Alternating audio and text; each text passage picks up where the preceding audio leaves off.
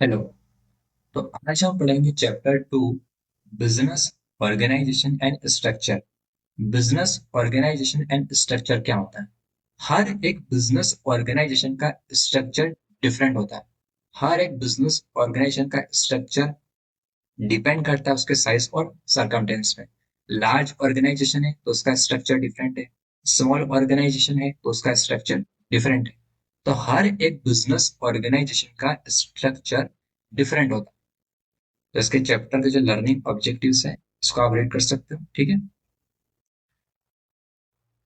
What is organisation structure and types of structure क्या होते हैं? स्ट्रक्चर के एस्पेक्ट, स्केलर चेन क्या होती है, स्पैन ऑफ कंट्रोल क्या होता है, लेवल ऑफ स्ट्रेटेजी क्या होती है, डिपार्टमेंटल रोल और उसके फंक्शंस क्या होते हैं, और मार्केटिंग क्या होती है। Organisation structure and organisation strategy and marketing mix, इसका आप आगे और डिस्कस करोगे प्रोफेशनल लेवल के एग्जाम में, स्ट्रेटेजिक बिजनेस लीडर एग्जामिनेशन। और Anthony triangle is discuss further in performance management examination. ये आपकी स्किल लेवल का एग्जाम है। What is organisation structure? Organisation structure क्या होता है? Organisation structure is consider with the way in which work is divide and allocate. तो organisation structure ज्यादातर concern रहता है और वो अपने काम को क्या करता है, डिवाइड करता है, और वो अपने काम को अलोकेट कर देता है। तो ऑर्गेनाइजेशन स्ट्रक्चर एक ऐसा स्ट्रक्चर है जो कंसर्न रहता है, अपने वर्क को डिवाइडेड कर देता है और अलोकेट कर देता है। It outline the role and responsibility of individual and group within the organisation. जो भी रिस्पॉन्सिबिलिटी है, जो भी रोल्स हैं इंडिविजुअल ग्रुप्स को, बताता है कौन? Organisation. There are several possible way in which an organisation can be structure. Several possible ways हैं जिससे हम ऑर्गेनाइजेशन को स्ट्रक्चर कर सकते हैं। For this exam, you need to familiar with each of them as well as being able to weigh up their advantage and disadvantage. The structure of most organization will change over time as the company grow. जैसे जैसे company grow होगी ऐसे ऐसे उसके जो organisation का structure है वो भी क्या होएगा? चेंज होएगा। तो वही लिखा हुआ है, the structure of most organisation will change over time as the company grow. जैसे जैसे कंपनी ग्रो होएगी, पहले कंपनी स्मॉल थी अब लार्ज होगी, जैसे जैसे कंपनी ग्रो होएगी उसका ऑर्गेनाइजेशन का स्ट्रक्चर भी क्या होगा? चेंज होएगा टाइम के according. A typical pattern of structure change would has follows। कौन कौन से स्ट्रक्चर होते हैं उसके पैटर्न हम यहाँ पे पढ़ेंगे। सबसे पहला जो है उसको हम बोलते हैं एंटरप्रेन्योर स्ट्रक्चर। एंटरप्रेन्योर स्ट्रक्चर का मतलब क्या होता है? ये ऐसा स्ट्रक्चर है जहाँ पे सिर्फ एक ऑनर या सिर्फ एक इंडिविजुअल पूरे ऑर्गेनाइजेशन या पूरे बिजनेस क्या करता है? कंट्रोल करता है। This structure is build around the owner manager and is typical of small businesses in the early stage of their development. तो एंटरप्रेन्योर स्ट्रक्चर एक ऐसा स्ट्रक्चर है जहाँ पे सिर्फ एक इंडिविजुअल या ऑनर पूरा कंट्रोल करता है उसके बिजनेस या उसके ऑर्गेनाइजेशन पे। तो ये ऐसा स्ट्रक्चर है, ये ऐसा स्ट्रक्चर बनाया गया है जहाँ पे सिर्फ ऑनर अपने पूरे बिजनेस को कंट्रोल करता है, सिर्फ और सिर्फ यहाँ पे ऑनर कंट्रोल करता है। जनरली ये स्मॉल बिजनेस के लिए सुटेबल है इन the early stage of their development. जो नए नए बिजनेस है वो क्या होते हैं? एंटरप्रेन्योर स्ट्रक्चर ही होते हैं, क्योंकि वहां पे इंडिविजुअल ओनर होता है, वो पूरे बिजनेस को क्या करता है? कंट्रोल करता है, और उसके पास ही कंट्रोलिंग पावर भी रहती है। It is also often found when entrepreneur has specialist knowledge of product और सर्विस ऑर्गेनाइजेशन ऑफर। अगर एंटरप्रेन्योर स्ट्रक्चर होएगा तो वहां पे स्पेशलिस्ट नॉलेज होएगा प्रोडक्ट और सर्विस का, दैट द ऑर्गेनाइजेशन ऑफर। ये एंटरप्रेन्योर है, उसके अंडर में कौन आते हैं? एम्प्लॉय। पर कंट्रोलिंग पावर किसके हाथ में रहती है? एंटरप्रेन्योर के हाथ में। इसका बेस्ट एग्जांपल है क्लोथिंग स्टोर्स। इसका बेस्ट एग्जांपल है क्लोथिंग स्टोर्स और local service provider. Clothing store भी एक स्मॉल बिजनेस है, वहां पर जैसे एक इंडिविजुअल एक ओनर होता है जो पूरे बिजनेस को कंट्रोल करता है। और लोकल सर्विस प्रोवाइडर ये भी किसके अंडर आते हैं? एंटरप्रेन्योर स्ट्रक्चर के अंदर। तो एंटरप्रेन्योर स्ट्रक्चर एक ऐसा स्ट्रक्चर है जहाँ पे सिर्फ इंडिविजुअल की कंट्रोलिंग पावर रहती है, वो पूरे अपने बिजनेस को क्या करता है? कंट्रोल करता है। और वहां पे क्या होती है? स्पेशलिस्ट नॉलेज भी होती है। इसके एडवांटेज क्या है? एंटरप्रेन्योर स्ट्रक्चर के अंदर इंडिविजुअल पर्सन है तो जल्दी से फास्ट डिसीजन ले सकता है, fast decision making, more responsive to market, market जैसे चेंज होगा उसको ज़्यादा पता पड़ जाएगा, ज़्यादा रिस्पॉन्सिव होएगा मार्केट के अगेंस्ट वो। गोल कॉन्ग्रुएंस, यहाँ पे सबका गोल क्या होता है, एक ही डायरेक्शन में होता है, सबका गोल एक जैसा होता है और सबका गोल एक ही डायरेक्शन में होता है, उसको हम बोलते हैं गोल कॉन्ग्रुएंस। चाहे एम्प्लॉय हो चाहे ओनर हो, यहाँ पे गुड कंट्रोल रहता है, क्योंकि एक ही इंडिविजुअल है तो वो पूरे अपने बिजनेस को क्या करता है, कंट्रोल करता है। उसका क्लोज बॉन्ड होता है वर्कफोर्स के साथ, उनका रिलेशनशिप अच्छा मेंटेन होता है किसमें, एंटरप्रेन्योर स्ट्रक्चर। इसके डिसएडवांटेज क्या है, यहाँ पे लैक ऑफ करियर स्ट्रक्चर, यहाँ पे हमारा करियर क्या है, करियर की ग्रोथ नहीं होती। Dependent on capability of management owner, हमको मैनेजर मैनेजर और ओनर पे क्या रहना पड़ता है, डिपेंडेंट रहना पड़ता है। Can not corp with diversification growth, हम ग्रोथ हम ग्रोथ की तरफ कॉप अप नहीं कर सकते, मतलब उसकी तरफ बढ़ नहीं सकते। तो can not corp with diversification growth, तो यहाँ पे हमारी ग्रोथ भी नहीं होती क्योंकि एक इंटरप्रेन्योर स्ट्रक्चर है इसलिए। तो advantage and disadvantage of entrepreneur structure, there is only one person making decision, यहाँ पे सिर्फ इंडिविजुअली डिसीजन लेता है, जिससे डिसीजन डिसीजन क्या आते हैं, जल्दी आते हैं, क्विकली आते हैं। तो decision being made quickly, one person अगर डिसीजन लेगा तो डिसीजन क्या आएंगे, जल्दी आएंगे, क्विकली आएंगे, फास्ट फॉरवर्ड आएंगे। As soon as element of market alter, entrepreneur should recognize it and act quickly. A lack of chain of command and a small size of organization should mean that the entrepreneur has control over the workforce, over decision within the organization, leading to better goal congruence. तो यहाँ पे lack of chain of command, small size है का organisation है, तो यहाँ पे entrepreneurs के पास सारा कंट्रोल रहेगा वर्कफोर्स के अगेंस्ट, और सारा डिसीजन लेगा वो ऑर्गेनाइजेशन के अंदर। और यहाँ पे अच्छा गोल कॉन्ग्रुएंस आएगा, सबका गोल क्या है, एक है, उसको हम बोलते हैं goal congruence. Disadvantage, this type of structure is usually suited to small company, generally जो ये एंटरप्रेन्योर स्ट्रक्चर होता है ये स्मॉल कंपनी को ज्यादा सुटेबल करता है। Due to size, there is no career path for employ, यहाँ पे एम्प्लॉय की ग्रोथ नहीं होती है और ना ही यहाँ पे कोई एम्प्लॉय का करियर करियर पाथ है। If the organisation grow, one person will not be able to cope up the increase volume of decision, अगर एक ऑर्गेनाइजेशन ग्रो भी होता है तो एक अकेला व्यक्ति या एक वन पर्सन वो जनरली कॉप अप नहीं कर सकता है increase volume of decisions है। तो if the organization grow, one person will not be able to cope up the increased volume of decision। Second आता है हमारा फंक्शनल और departmental structure.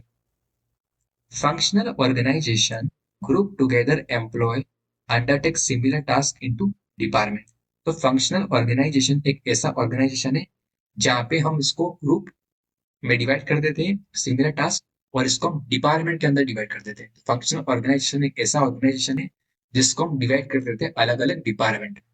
This type of structure is often found in organisation outgrown the entrepreneur structure. Generally जब entrepreneur structure grow होता है फिर वो कौन से स्ट्रक्चर पे आता है, फंक्शनल और डिपार्टमेंटल स्ट्रक्चर। ये ऐसा स्ट्रक्चर है जहाँ पे हम हमारे सिमिलर टास्क को डिपार्टमेंट के अंदर डिवाइड कर देते हैं। इसका बेस्ट एग्जाम्पल है स्टारबक्स। स्टारबक्स है, जैसे कि स्टारबक्स है, उसके अलग अलग फंक्शनल डिपार्टमेंट, उसका मार्केटिंग डिपार्टमेंट अलग है, स्टारबक्स का प्रोडक्शन डिपार्टमेंट अलग है, फाइनेंस डिपार्टमेंट अलग है, और उसका पर्सनल डिपार्टमेंट अलग है। तो स्टारबक्स क्या है, फंक्शनल डिपार्टमेंट है। तो फंक्शनल डिपार्टमेंट एक ऐसा डिपार्टमेंट है, हम हमारे सिमिलर टास्क को डिपार्टमेंट्स में डिवाइड कर देते हैं। सबके डिपार्टमेंट क्या होते हैं, यहाँ पे सेपरेट होते हैं। सेपरेट आएंगे जिससे क्या आएगा, हर एक पर्सन को स्पेशलाइज नॉलेज मिलेगा, इसमें फंक्शनल और डिपार्टमेंटल स्ट्रक्चर में। इसके एडवांटेज क्या है, economic of scale. Economic of scale का मतलब क्या है कि यहाँ पे हमारी कॉस्ट कम आएगी और आउटपुट हमारा ज्यादा प्रोड्यूस होएगा। स्टैंडर्डाइजेशन का मतलब क्या होता है, अगर हर एक डिपार्टमेंट को हमने सेपरेट डिवीजन में अगर हमने बांट दिया है, इसका मतलब क्या है, इसका मतलब हर एक प्रोडक्ट में क्या आएगा, स्टैंडर्डाइजेशन आएगा। स्पेशलिस्ट मोर कंफर्टेबल, हर एक डिपार्टमेंट वाले क्या होंगे, ज्यादा कंफर्टेबल होंगे अपने वर्क के अगेंस्ट, और यहाँ पे नई नई क्या आएगी, कैरियर अपॉर्चुनिटीज भी आएगी। इसके डिसएडवांटेज क्या है, एम्पायर बिल्डिंग, यहाँ पे स्लो डिसीजन आएंगे क्योंकि अलग अलग सेपरेट डिपार्टमेंट्स हैं इसलिए। कॉन्फ्लिक्ट होएगा, conflict between the function, marketing वाला फाइनेंस से लड़ाएगा, प्रोडक्शन वाला सेल्स से लड़ाएगा, तो यहाँ पे कॉन्फ्लिक्ट हो सकता है फंक्शंस के बीच में। Can not corp up with diversification, तो यहाँ पे हम कॉप अप नहीं कर सकते डाइवर्सिफिकेशन ग्रोथ के अगेंस्ट, क्योंकि सबके बीच में कॉन्फ्लिक्ट होगा तो हम यहाँ पे ग्रोथ नहीं कर सकते। Advantage and disadvantage of functional structure. इसके एडवांटेज क्या है? Rather than duplicating role in different part of company, similar activity group together. तो यहाँ पे duplicating role different part of company में होता है, तो जिससे कि यहाँ पे हम क्या लीड कर सकते हैं? तो यहाँ पे हमारी कॉस्ट कम आएगी, क्योंकि सबके अलग अलग डिपार्टमेंट है। स्टैंडर्डाइजेशन आएगा आउटपुट के अंदर। People with similar skill being group together and so not feel isolated. अगर लोग अलग अलग स्किल के और अलग अलग टास्क करेंगे तो यहाँ पे वो आइसोलेट फील नहीं करेंगे और उनको नई नई अपॉर्चुनिटीज मिलेगी। Due to larger size of organisation and the grouping into function, there is a career path for employ. अगर लार्ज साइज ऑफ ऑर्गेनाइजेशन है और उसको हमने ग्रुप करा हुआ है फंक्शन, एक तो ऑर्गेनाइजेशन लार्ज है और उसको हमने ग्रुप कर रखा है फंक्शन, तो इससे एम्प्लॉय के लिए क्या आएगा? नई नई अपॉर्चुनिटीज आएगी और करियर पाथ खुलेंगी एम्प्लॉयज के लिए। वो नए नए और अपने स्पेशल नॉलेज को और वो क्या कर सकते हैं? अलग अलग फील्ड में यूज कर सकते हैं। They can work their way up through the function. Disadvantage, manager of function may try to make decision to increase their own power or just in best interest of their function। तो यहाँ पे जो manager है वो अपने function में क्या करेंगे? खुद ही disadvantage, manager of function may try to make decision to increase their own power or are just in the best interest of their function। तो जो फंक्शन के जो मैनेजर होंगे वो क्या करेंगे? अपने इंटरेस्ट के अकॉर्डिंग वो डिसीजन लेंगे और अपनी पावर के अकॉर्डिंग वो अपने बेस्ट इंटरेस्ट के लिए वो डिसीजन लेंगे, ठीक है ना? Rather than working in the best interest of company overall, ना कि वो कंपनी के बेस्ट इंटरेस्ट में काम करेंगे। तो इससे क्या होगा? This lead to empire building and conflict between the function. तो इससे जो फंक्शंस है, जो आपस में जो अलग अलग डिपार्टमेंट के फंक्शंस उनमें क्या आ जाएगा? आपस में वो कॉन्फ्लिक्ट करेंगे, तो इससे हमारी प्रॉफिट कम होगी और इससे हम ग्रोथ नहीं कर पाएंगे। Due to the longer chain of command, अगर ज्यादा बड़ी चेन ऑफ कमांड है, लॉन्गर चेन ऑफ कमांड है, तो इससे हमारे डिसीजन क्या होंगे? स्लो हो जाएंगे, हम डिसीजन ज्यादा अच्छे से नहीं ले पाएंगे, ठीक है? This type of structure is not suited to an organization which is rapidly growing and diversifying.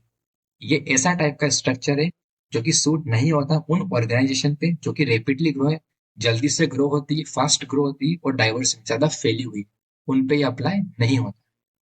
For example, the specialist in one organization production function may not be able to cope up with making, say, gas fired radios।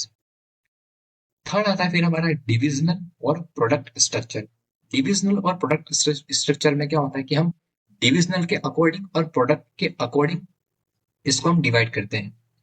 तो this structure occur where an organization split into several division, each one autonomously overseeing a product, separate division for cars and motorbike, a geographic section, separate division for US and Europe, even by customer, separate division they look after corporate client and private client। Each division is likely to have a functional structure with all the departments it need in order to operate in its particular market segment। तो divisional और product structure क्या होता है कि यहाँ हम हमारे structure को कैसे डिवाइड करते हैं? डिविजनल के बेसिस पे और प्रोडक्ट के बेसिस पे। तो ये एक ऐसा स्ट्रक्चर है ऑर्गेनाइजेशन का जिसको हम स्प्लिट करते हैं अलग अलग डिविजन में, और हर एक डिविजन का क्या होता है? अपना खुद का हेड डिविजन होता है। Separate division for car and motorbike, जैसे कि हमने सेपरेट डिवीजन करा है कि कार का अलग मैन्युफैक्चरिंग होगी और मोटरबाइक की अलग होएगा, तो उसको हमने सेपरेट डिवाइड कर रखा है। ज्योग्राफिकल में सेपरेट डिवीजन, यूएस का अलग प्रोडक्ट होंगे, यूरोप के अलग होंगे, तो इसको हमने यूएस के यूएस के यूएस का हमने डिवीजन सेपरेट रखा है और यूरोप का अपने अलग अलग।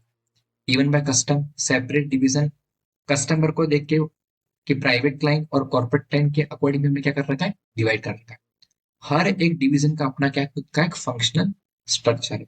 तो हर एक डिविजनल का क्या अपना खुद का एक फंक्शनल स्ट्रक्चर है with all the department it need in order to operate in its particular market segment. तो हर एक डिवीजन का अपना खुद का फंक्शनल स्ट्रक्चर है और वो अपने पर्टिकुलर मार्केट सेगमेंट क्या करके रखते हैं, कंट्रोल करके रखते हैं. तो each division is likely to have a functional structure with all the departments it need in order to operate in particular market segment. इसका बेस्ट एग्जांपल है McDonald corporation use the divisional structure to provide food service. McDonald भी एक company है, तो उसने भी अपने अपने फूड सर्विस के अकॉर्डिंग क्या कर रखा है, डिवाइड कर रखा है. इंडिया में अलग है, यूएसए में अलग है, कनाडा में अलग है. तो मैकडोनल्ड एक बेस्ट एग्जांपल है डिविजनल प्रोडक्ट स्ट्रक्चर का. पेप्सिको कंपनी भी ने भी अपने जो बेवरेजेस है वो डिविजनल के अकॉर्डिंग क्या कर रखे हैं, डिवाइड डिविजनल और प्रोडक्ट स्ट्रक्चर के अकॉर्डिंग क्या कर रखे हैं, उन्होंने डिवाइड कर रखे हैं. जैसे कि separating beverages like Pepsi cola, Frito Lay, Quaker Oats, ये इसने अलग अलग डिस्टिंक्ट डिवीजन में क्या कर रखे हैं, इसको डिवाइड कर रखे. Division are likely to be run as profit centre. तो जो हर एक इंडिविजुअल डिवीजन है वो किस लिए रन होता है, अपने खुद का प्रॉफिट सेंटर. मतलब हर एक डिवीजन के अपने खुद के क्या है, प्रॉफिट सेंटर. तो division are likely to be run as a profit centre with their own revenue. उनका खुद का रेवेन्यू है, खुद के एक्सपेंडिचर है और खुद की कैपिटल इन्वेस्टमेंट है. हर एक डिवीजन का अपना सेपरेट आइडेंटिफाई ओवरऑल ऑर्गेनाइजेशन है. मतलब कि हर एक डिवीजन का separately identifiable part of overall organization. मतलब हर एक डिवीजन का अपना खुद का एक सेपरेट ओवरऑल ऑर्गेनाइजेशन है which is often refer to as a strategic business unit. जिसको हम क्या कहते हैं, मतलब हर एक डिवीजन का अपना खुद का क्या है, ऑर्गेनाइजेशन है, ओवरऑल ऑर्गेनाइजेशन है. उसको हम कहते हैं स्ट्रेटेजिक बिजनेस यूनिट, एसबीओ. तो ये है डिविजनल या प्रोडक्ट स्ट्रक्चर. एग्जाम्पल ये बोर्ड ऑफ डायरेक्टर है, division one, division two, division three.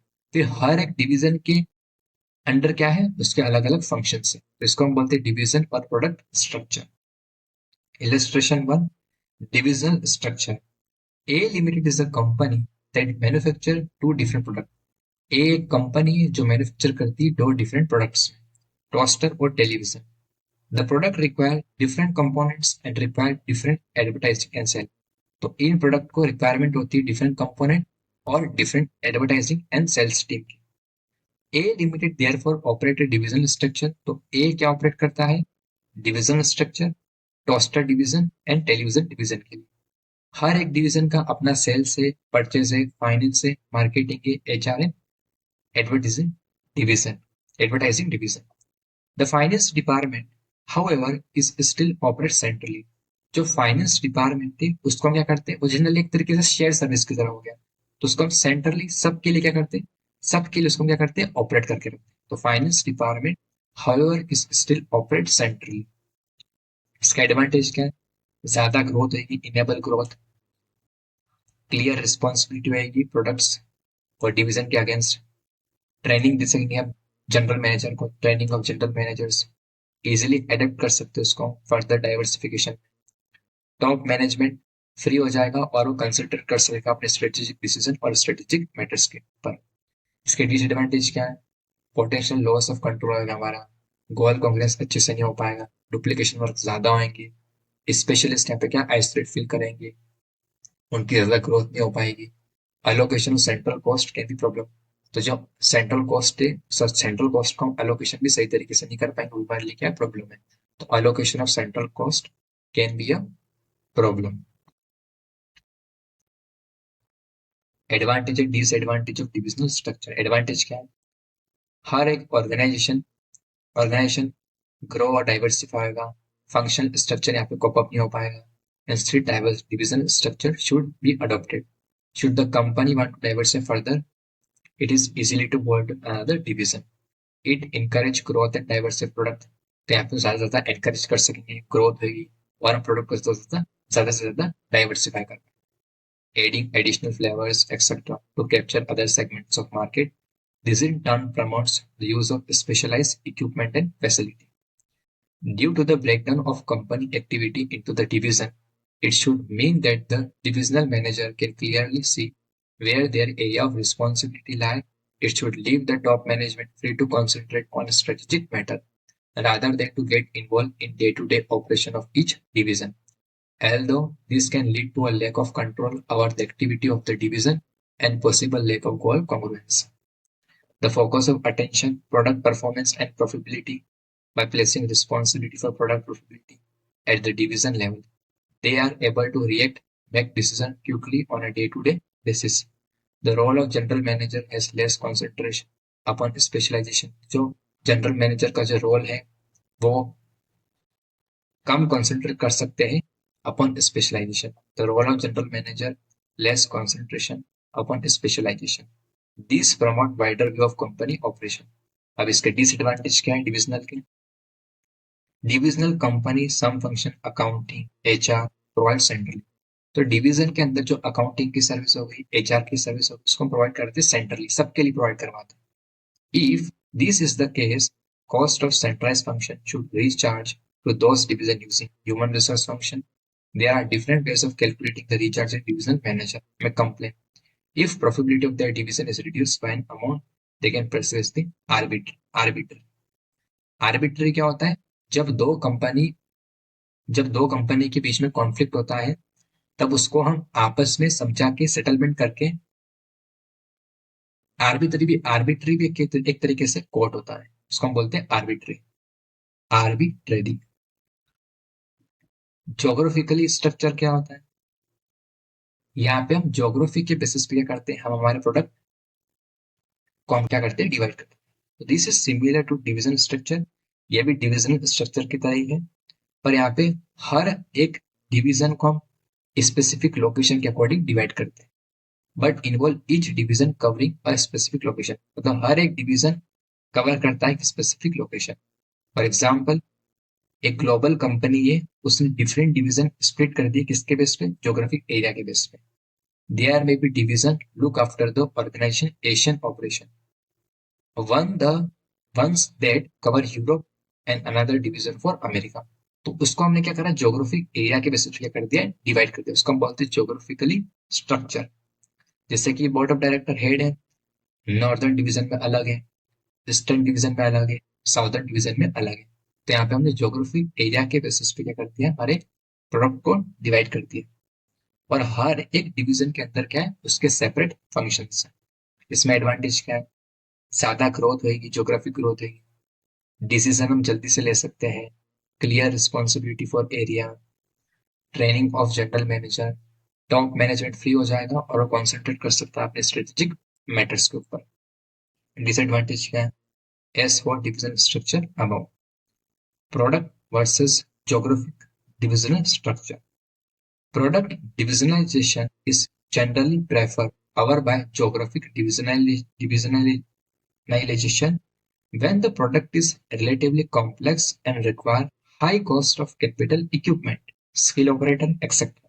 Example, the car industry. Fifth आता हमारा मैट्रिक्स स्ट्रक्चर. तो मैट्रिक्स स्ट्रक्चर एक कॉम्बिनेशन है फंक्शनल और डिविजनल स्ट्रक्चर. मैट्रिक्स स्ट्रक्चर के अंदर क्या होती है, ड्यूअल रिपोर्टिंग होती है. तो मैट्रिक्स स्ट्रक्चर एक कॉम्बिनेशन है फंक्शनल और डिविजन का. यहाँ पे दोनों है, फंक्शनल भी है और डिविजनल स्ट्रक्चर भी है. यहाँ पे सीनियर मैनेजमेंट है और ये प्रोडक्ट स्ट्रक्चर है. प्रोडक्शन डिपार्टमेंट अलग, सेल्स डिपार्टमेंट अलग, फाइनेंस डिपार्टमेंट अलग, R&D डिपार्टमेंट अलग. ये प्रोडक्शन मैनेजर ए, ये प्रोडक्शन मैनेजर बी है, प्रोडक्शन मैनेजर सी है. अब इसको अपने हेड को भी रिपोर्टिंग करना है और अलग से इसके डिपार्टमेंट को भी रिपोर्टिंग करना है. उसको हम बोलते हैं मैट्रिक्स स्ट्रक्चर. तो ऐसा स्ट्रक्चर जहाँ पे ड्यूअल रिपोर्टिंग होती है, जहाँ पे उसको अपने हेड को भी रिपोर्ट करना है और उसके डिपार्टमेंट को भी रिपोर्ट करना है. तो matrix require dual reporting of two different manager. मतलब कि एक एम्प्लॉय को उसके दो डिफरेंट मैनेजर्स को क्या करना है, रिपोर्ट देनी. For example, looking at diagram about an employee manufacturing product A. जैसे कि ये प्रोडक्शन मैनेजर ए है, उसको रिपोर्ट करना है अपने प्रोडक्शन मैनेजर को भी. उसको रिपोर्ट करना सबसे पहले मैनेजर ऑफ प्रोडक्शन डिपार्टमेंट. एक तो उसको प्रोडक्शन डिपार्टमेंट के मैनेजर को रिपोर्ट करना है and manager in charge product ए, और जो प्रोडक्ट ए का चार्ज उसको भी क्या करना है, रिपोर्ट करना. तो इसलिए मैट्रिक्स स्ट्रक्चर को हम बोलते हैं dual reporting to different manager. The aim of the matrix structure is to combine the benefits of both the divisional and functional structure. तो मैट्रिक्स स्ट्रक्चर का जो मेन एम है वो क्या है कि हमको दोनों बेनिफिट मिले, डिविजनल का भी मिले और फंक्शनल स्ट्रक्चर का भी मिले। इसका एडवांटेज क्या है? एडवांटेज ऑफ बोथ फंक्शनल और डिविजनल स्ट्रक्चर दोनों के बेनिफिट हमको मिलेंगे। तो ज्यादा फ्लेक्सिबिलिटी है, कस्टमर ओरिएंटेशन है, एनकरेज टीम वर्क है, एक्सचेंज ऑफ ओपिनियन और एक्सपर्टीज, जिससे हमारी ग्रोथ भी होगी। डिसएडवांटेज क्या है? डुअल कमांड है, तो इससे कॉन्फ्लिक्ट हो सकता है एम्प्लॉय के बीच में और रॉन्ग इन्फॉर्मेशन भी पास हो सकती है। Dilution of functional authority, dilution का मतलब होता है कि हमारी पावर क्या हो रही, कम हो रही, डाइल्यूट हो रही। पावर को कम होने का मतलब, जब हमारी पावर कम होती है उसको हम क्या बोलते हैं, dilution. Dilution of functional authority की पावर कम हो रही है, ज्यादा टाइम कंज्यूमिंग भी है, टाइम कंज्यूमिंग मीटिंग्स है। हाई एडमिन कॉस्ट भी यहाँ पे क्या आती है, ज्यादा आती है किसमें, matrix structure. Advantage and disadvantage of matrix structure. Advantage क्या है? In today rapid changing environment, there is a need for effective coordination in very complex situations. If a car manufacturer want to design, produce, and market a new model, the process involves most part of the organization and a flexible system is needed to achieve the objective. The more rigid structure, rigid का मतलब होता है fix, structure experienced in a divisional company would not have the flexibility to be able to coordinate the task and the people, whereas the matrix structure can cope. The production manager could be replaced with customer manager, in which case the whole team will focus on meeting the needs of the customer. Disadvantage: where the matrix structure can cause difficulty in line of control.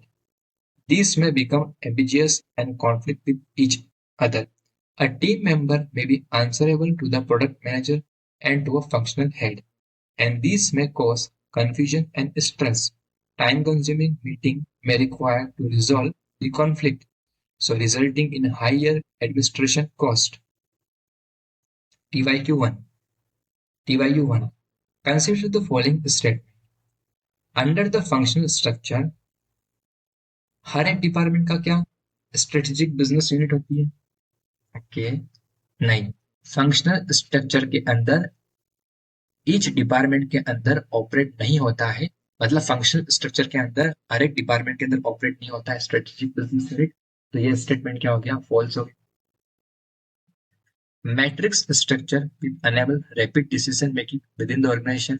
Matrix structure के अंदर तो क्या होता है, rapid decision नहीं, slow decision making होता है organisation के अंदर। तो यहाँ पे दोनों स्टेटमेंट क्या है, फॉल्स है। उसका करेक्ट आंसर क्या आएगा, D, neither. TYU2. M private limited company एक लार्ज कंपनी है दैट ऑपरेट इन कंट्री जी। तो M एक लार्ज कंपनी है जो ऑपरेट करती है इन कंट्री जी में। इट मैन्युफैक्चर करती है several different products, each of which is highly complex और extremely specialised. It shall have grown significantly over the last several years, with each of its product and producing a roughly equal amount of M overall revenue. कौन सा organisation structure suitable या appropriate है M के लिए? जब यहाँ पे specialise है और हमारी प्रोडक्ट भी कॉम्प्लेक्स है और हमारी ग्रोथ क्या हो रही, significantly over the last several, हमारी ग्रोथ ज्यादा हो रही, तो जनरली ये स्ट्रक्चर है डिविजनल। तो इसका करेक्ट आंसर क्या है, डिविजनल। ठीक है, फिर आता है बाउंड्रीलेस स्ट्रक्चर। बाउंड्रीलेस स्ट्रक्चर क्या होता है? This is an contemporary model of organization design which adopt a more flexible approach to structure. तो एक ऐसा मॉडल है ऑर्गेनाइजेशन का जो कि ज्यादा फ्लेक्सिबल है approach to structure. Boundaryless structure का एक बेस्ट एग्जांपल है और small family grocery store. Best example क्या है, एक छोटी ग्रोसरी स्टोर की शॉप। ये बेस्ट एग्जांपल है किसका, बाउंड्रीलेस स्ट्रक्चर का। Boundaryless organization are essential and unstructured design that is not constrained having a chain of command। तो यहाँ पे कोई चेन ऑफ कमांड भी नहीं है और ना ही यहाँ पे कोई फॉर्मल डिपार्टमेंट्स है। जनरली यहाँ पे फोकस किस पे किया गया है, with the focus instead being on flexibility. तो इसका बेस्ट एग्जांपल क्या है, a small family grocery store. यहाँ पे number of different type of boundless organization है जिसको हम अभी डिस्कस करेंगे। Need to aware, hollow, virtual, modular. Hollow organization क्या होता है? होलो organization. Hollow organization split their function into core, strategically important, and non-core activity. Anything which is classified as non-core is outsourced to other organization. Outsourcing refers to contracting out of aspect of organization work to a specialist provider. We will look at outsourcing in more detail in chapter 8. For example, an accountancy training organization might outsource less important function such as payroll to third-party organization specializing in payroll processing. Core functions such as training a student would kept in-house undertaken by employee of the company. तो होलो organization क्या है? होलो organisation एक ऐसा organisation है जिसको हमने हमारे function को टू मेन पार्ट्स में स्प्लिट करा हुआ है, कोर, नॉन कोर। कोर मतलब ऐसी एक्टिविटी जो हम करते हैं जिसको हम आउटसोर्स नहीं करते हैं, जैसे कि स्ट्रेटेजिकली स्ट्रेटेजिकली इंपॉर्टेंट। जो कोर एक्टिविटी होती है उसको हम करते हैं, उसको हम आउटसोर्स नहीं करते, जो हमारे लिए इंपॉर्टेंट होती है। और नॉन कोर एक्टिविटी जो हमारे लिए इंपॉर्टेंट नहीं होती है उसको हम क्या कर देते हैं, आउटसोर्स कर देते हैं। तो नॉन कोर एक्टिविटी को क्या कर देते हैं, आउटसोर्स। आउटसोर्सिंग का मतलब होता है कि हम कॉन्ट्रैक्ट करते हैं थर्ड पार्टी को ऑर्गेनाइजेशन वर्क के लिए, किससे, स्पेशलिस्ट प्रोवाइडर, ताकि वो हमारे काम को कर सके। आउटसोर्स को हम ज्यादा डिटेल में पढ़ेंगे चैप्टर 8 में। एग्जाम्पल है अकाउंटेंसी ट्रेनिंग ऑर्गेनाइजेशन। उसने जो उसके इंपॉर्टेंट फंक्शन है उसको उसने क्या कर दिया, आउटसोर्स कर दिया। जैसे कि पेरोल, उसने थर्ड पार्टी ऑर्गेनाइजेशन, क्योंकि उसके क्योंकि थर्ड पार्टी उसके अंदर क्या है, स्पेशलाइजिंग कर रखी है पेरोल प्रोसेसिंग। तो नॉन कोर एक्टिविटी को हमने क्या कर दिया, आउटसोर्स कर दिया। कोर एक्टिविटी होती है वो हम करते हैं। जैसे कि अकाउंटेंसी फर्म के लिए कोर फंक्शन क्या हो सकता है, स्टूडेंट को ट्रेनिंग देना। वो कौन देगा, वो वो ये एक्टिविटी अपने इन हाउस में करेंगे। कौन करेंगे, एम्प्लॉय ऑफ द कंपनी। तो होल ऑफ ऑर्गेनाइजेशन हमने हमारे फंक्शन को टू मेन पार्ट्स में स्प्लिट करा हुआ। कोर कोर एक्टिविटी वो होती है जो हम करते हैं, जिसको हम आउटसोर्स नहीं करते। ऐसी एक्टिविटी जो हमारे लिए स्ट्रेटेजिकली इंपॉर्टेंट है। नॉन कोर एक्टिविटी जो हमारे लिए इंपॉर्टेंट नहीं है उसको हम क्या कर देते हैं, आउटसोर्स कर देते हैं। इसका बेस्ट एग्जांपल है नाइकी और स्पोर्ट्स गुड्स मैन्युफैक्चर। नाइकी के दो स्प्लिट टू फंक्शंस हैं, core, non core. Core activity में क्या आता है, जैसे कि प्रोडक्ट की डिजाइन, इनोवेशन, नए प्रोडक्ट की, शूज की नई नई डिजाइन, ये उसकी कोर एक्टिविटी जो नाइकी खुद करता है। और नॉन कोर एक्टिविटी क्या होगी नाइकी के लिए, नाइकी के पास ज्यादा मैन्युफैक्चरिंग फैसिलिटी नहीं है, तो वो अपनी नॉन कोर एक्टिविटी आउटसोर्स कर देता है अनदर कंट्री में। तो वो उसके शूज को प्रोड्यूस करते हैं, मतलब उसके शूज को बनाते हैं दूसरी कंट्री में, उसको क्या कर देते हैं, आउटसोर्स कर देते हैं। तो इसको हम बोलते हैं होलो ऑर्गेनाइजेशन। सेकंड आता है वर्चुअल ऑर्गेनाइजेशन। वर्चुअल ऑर्गेनाइजेशन क्या होता है, these occur where an organization outsource many of its function to other organization। तो वर्चुअल ऑर्गेनाइजेशन एक ऐसा ऑर्गेनाइजेशन है जनरली सारे आउटसोर्स कर देता है अपने फंक्शंस को अदर ऑर्गेनाइजेशन में। तो वर्चुअल ऑर्गेनाइजेशन एक ऐसा ऑर्गेनाइजेशन है जनरली सारे फंक्शंस आउटसोर्स कर देता है दूसरे ऑर्गेनाइजेशन को। और वर्चुअल ऑर्गेनाइजेशन सिंपली एग्जिस्ट करता है नेटवर्क ऑफ कॉन्टैक्ट्स के लिए। तो generally virtual organization strategic decisions लेता है, और वर्चुअल ऑर्गेनाइजेशन ज्यादातर नेटवर्क ऑफ कॉन्टैक्ट्स के लिए एग्जिस्ट रहता है। जनरली वो अपने सारे फंक्शन को कर देता है, आउटसोर्स कर देता है अदर ऑर्गेनाइजेशन में, with very few if any function being kept in house.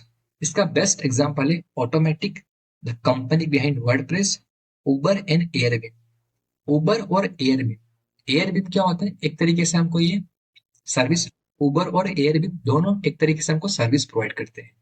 तो जनरली जो इनका सारे फंक्शंस इन्होंने क्या कर दिया, अपने आउटसोर्स कर दिए डिफरेंट कंट्री, डिफरेंट सिटीज में। एयरबिन भी क्या है, एक सर्विस प्रोवाइड करवाता है हाउस की, तो उसने भी अपनी कंट्री में सारे फंक्शन क्या कर दिया, आउटसोर्स कर दिया।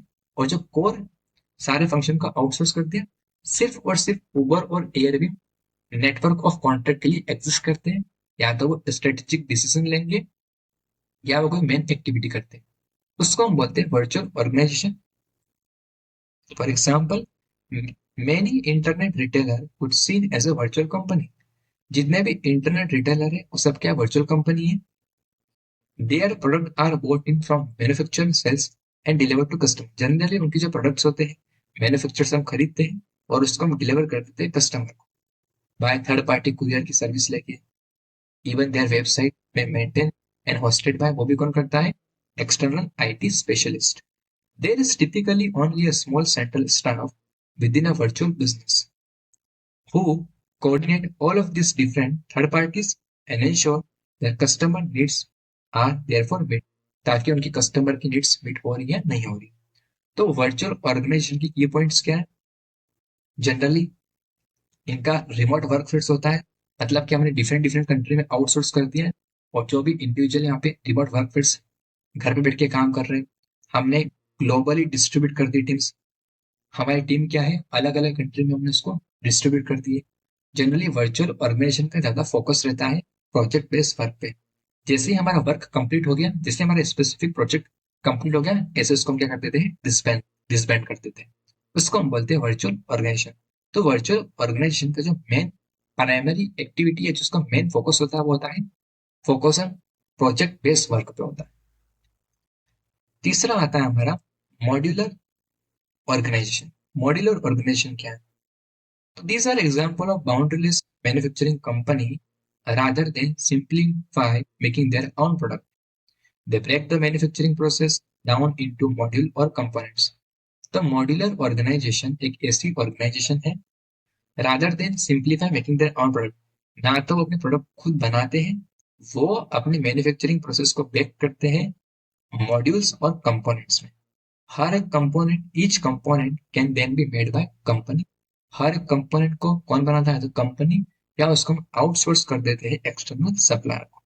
For example, a mobile a mobile phone manufacturing may pay external manufacturer make some key component for its handsets such as processors and screens। तो उसने क्या कर दी, सारी एक्टिविटी अपनी आउटसोर्स कर दी। These are assemble by manufacture. अब वो क्या करेंगे, अपनी मैन्युफैक्चरिंग फर्म के अंदर सारी चीजों को असेंबल कर देंगे along with other component it has manufactured itself. In extreme cases, the manufacturing of all components can be outsourced, meaning that the company simply assemble create its final product। तो modular organisation में क्या होता है कि हम हमारे manufacturing process को module और कंपोनेंट में डिवाइड कर देते हैं और हर कंपोनेंट और ईच कंपोनेंट को हम आउटसोर्स करते हैं एक्सटर्नल सप्लायर को। एक्सट्रीम केसेस जो मैन्युफैक्चर करते हैं ऑल कंपोनेंट्स, उसको हम आउटसोर्स कर देते हैं और उसको हम असेंबल करते हैं और उससे क्रिएट करते हैं एक फाइनल प्रोडक्ट। इसका बेस्ट एग्जांपल है टोयोटा। टोयोटा जो अपनी कार को मैन्युफैक्चर करता है, जनरली उसकी जो भी स्क्रीन, सीट, टायर, सनरूफ, जो भी उसकी एक कार के अंदर लगने वाली जो इंपॉर्टेंट फंक्शंस है, उसको उसने क्या कर दिया, आउटसोर्स कर दिया। टायर कोई दूसरी कंट्री बनाता है, सनरूफ कोई दूसरी कंट्री बनाता है, लेदर सीट्स है वो कोई दूसरी कंट्री बनाता है। वो क्या करता है, इन सारे कंपोनेंट्स को अपनी मैन्युफैक्चरिंग फर्म में असेंबल करके फाइनल प्रोडक्ट बनाता है। तो मॉड्यूलर ऑर्गेनाइजेशन एक ऐसा ऑर्गेनाइजेशन है जहाँ पे हम हमारे हर एक कंपोनेंट को आउटसोर्स कर देते हैं और बाद में सब कंपोनेंट्स को हम असेंबल करके हमारा एक फाइनल प्रोडक्ट को प्रोड्यूस करते हैं, जब बनाते हैं, मैन्युफैक्चर करते हैं। सेकंड आता है हमारा अदर बेसिक ऑर्गेनाइजेशनल कॉन्सेप्ट। और कौन कौन से ऑर्गेनाइजेशनल कॉन्सेप्ट है, as well as the different type of organization structure, you need to be aware of 6 other key structure concepts। और नए 6 स्ट्रक्चर कॉन्सेप्ट्स हैं। Separation of direction and management, ownership and management of larger organization are often separate. Generally जो large organization होती है, वहां पे ownership और management क्या रहती है, सेपरेट रहती है। This is specially common in larger organization. तो जनरली जो लार्जर कंपनीज या लार्जर ऑर्गेनाइजेशन, वहां पे ओनरशिप और मैनेजमेंट क्या रहती है, specially separated. When the owner, owner का मतलब कौन होता है, शेयर होल्डर। जो कंपनी के क्या होते हैं, ऑनर होते हैं, वो इलेक्ट करते हैं डायरेक्टर को, because run the company on their behalf. तो जो ऑनर या शेयर होल्डर इलेक्ट करते हैं डायरेक्टर को, और डायरेक्टर क्या करते हैं, कंपनी को रन करते हैं उनके बिहाफ, किसके बिहाफ में, शेयर होल्डर के behalf. In order to ensure director are running the business in the best interest of owner. तो जो भी डायरेक्टर है कंपनी के, वो बेस्ट इंटरेस्ट में बिजनेस को रन करें, किसके अगेंस्ट, ऑनर के बेस्ट इंटरेस्ट में। Many safeguards and control are put in place. This will be deal with in more detail in chapter 11. Note that direction and management may also be separate in larger organization. जितनी भी large organisation है वहां पे direction और management क्या रहता है, separate रहता है। Director may lack the time to deal with every issue arising day to day running of the organization. They will therefore appoint manager, तो ऐसे में वो मैनेजर को अपॉइंट करते हैं ताकि वो टास्क को परफॉर्म कर सके, undertake this task for them. This leave director free to focus, ताकि डायरेक्टर कॉन्सेंट्रेट कर सके क्रिएटिंग और मैनेजिंग हाई लेवल स्ट्रेटेजीज बना सके, डिसीजन ले सके ऑर्गेनाइजेशन की behalf. While the manager focus on day to day operational issue, ताकि मैनेजर किस पे फोकस कर सके, day to day operational issue. For example, director भी decide that the organisation is going to launch a new product. Director ने decide करा है कि ऑर्गेनाइजेशन लॉन्च कर रही है एक न्यू प्रोडक्ट, और will open a chain of new store. The manager will be in charge of decision such as hiring. तो मैनेजर इसमें क्या काम करेंगे, चार्ज ऑफ डिसीजन लेंगे, हायर कर सकते हैं स्टाफ को, फायर कर सकते हैं स्टाफ को, junior staff, and dealing with customer complaints. TYQ, TYU3, in a small company there is usually a diverse of small and control। Generally large company में क्या होता है, तो इसका स्टेटमेंट क्या हो गया, फॉल्स। तो करेक्ट आंसर इसका B, false. Scalar chain, scalar chain क्या होती है, this is the line of authority which can trace up और down chain of command from the most senior member of staff to the most junior. It therefore relate to the number of level of management within an organisation. तो scalar chain क्या है कि हमारे organisation में कितने number of level management है। Scalar chain का मतलब क्या होता है कि हमारे ऑर्गेनाइजेशन में लेवल्स ऑफ मैनेजमेंट कितने हैं। तो स्केलर चेन ये बताता है कि हमारे ऑर्गेनाइजेशन में कितने लेवल्स ऑफ मैनेजमेंट है। Authority which can trace up और डाउन चेन ऑफ कमांड, जैसे कि senior member of staff, junior member, senior member direct करना चाहेगा तो किसको करेगा, जूनियर मेंबर को। उसी को हम बोलते हैं स्केलर चेन, कि हमारे ऑर्गेनाइजेशन में लेवल ऑफ मैनेजमेंट कितने हैं। स्पैन ऑफ कंट्रोल क्या होता है, a manager span of control is the number of people for whom they are directly responsible। एक मैनेजर अपने अंडर में कितने सबऑर्डिनेट या कितने एम्प्लॉय को अपॉइंट कर सकता है, उसको हम बोलते हैं स्पैन ऑफ कंट्रोल। तो स्पैन ऑफ कंट्रोल क्या है, एक मैनेजर अपने अंडर कितने नंबर ऑफ पीपल को अपॉइंट कर सकता है, या कितने नंबर ऑफ एम्प्लॉय या इंडिविजुअल को अपॉइंट कर सकता है, उसको हम बोलते हैं span of control. The factors that influence span of control include nature of work, the more repetitive simple work, अगर ज्यादा repetitive और simple work का इसमें wider span of control है, type of personnel, the more skill and motivate the manager and other staff member, the wider the span of control can be, location of personnel, if personnel are all located locally, it takes relatively little time and effort to supervise them. This allows the span of control to become wider. TYU4, consider the following step. The scalar chain relate to number of people over whom a manager is authority. Okay. A business with highly skilled, motivated of a staff tend to a wider span of control. Business with demotivated employee. इसमें से correct statement कौन सा है, B इसका सही answer है।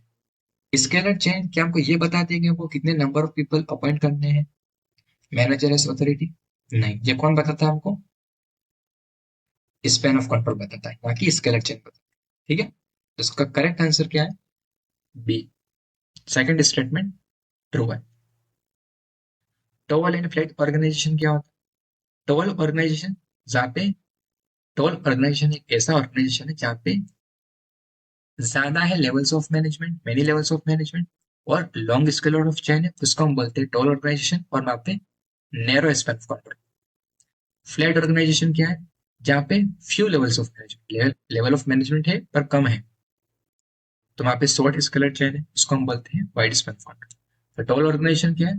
जहाँ पे लेवल्स ऑफ मैनेजमेंट ज्यादा है और लॉन्ग स्केलर चेन है और नैरो स्पैन ऑफ कंट्रोल है, उसको हम बोलते हैं टॉल ऑर्गेनाइजेशन। फ्लैट ऑर्गेनाइजेशन क्या है? फ्यू लेवल्स ऑफ मैनेजमेंट है, शॉर्ट स्केलर चेन है, वाइड स्पैन ऑफ कंट्रोल है, उसको हम बोलते हैं फ्लैट ऑर्गेनाइजेशन। तो ये टॉल है, तो यहाँ पे ज्यादा से ज्यादा क्या है?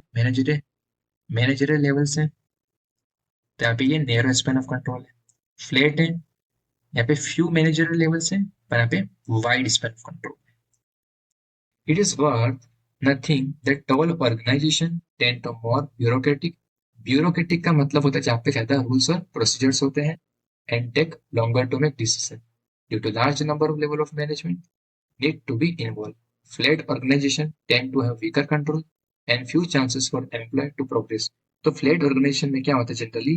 वहां पे कंट्रोल ज्यादा वीक होता है और वहां पे कम चांसेस होते हैं एम्प्लॉय के प्रोग्रेस के लिए, और वहां पे ज्यादातर एम्प्लॉय को प्रमोट भी नहीं किया जाता, promoted within the organization. TYU5, if a managerial structure has many levels of management, एक मैनेजरियल स्ट्रक्चर है जहाँ पे ज्यादा, मतलब कि मेनी लेवल्स ऑफ मैनेजमेंट, ज्यादा लेवल्स ऑफ मैनेजमेंट है, likely to have a narrow और wide span of each level of management. अगर ज्यादा लेवल्स ऑफ मैनेजमेंट, इसका मतलब क्या है? वो नैरो। तो इसका करेक्ट आंसर क्या है? नैरो। अब हम बात करते हैं कि ऑफशोरिंग क्या होता है। ऑफशोरिंग क्या होता है generally? Offshoring refer to the process of outsourcing or reallocating some of an organization function from one country to another, usually in an effort to reduce cost. Outsourcing means contracting out aspect of work of the organization previously done in-house to a specialist provider. It is covered further detail in chapter 8. तो offshoring क्या होता है? Offshoring एक ऐसा process है जहाँ पे हम आउटसोर्स करते हैं या रीएलोकेटिंग करते हैं हमारे कुछ ऑर्गेनाइजेशन फंक्शन को डिफरेंट या अनदर कंट्री। ऑफशोरिंग में क्या होता है? जो हम आउटसोर्स करते हैं, जो ऑफशोरिंग में क्या होता है? जो हम आउटसोर्स करते हैं हमारे ऑर्गेनाइजेशन फंक्शन को, उसको हम कहाँ पे करते हैं? From one country to another country, उसको हम बोलते हैं ऑफशोर।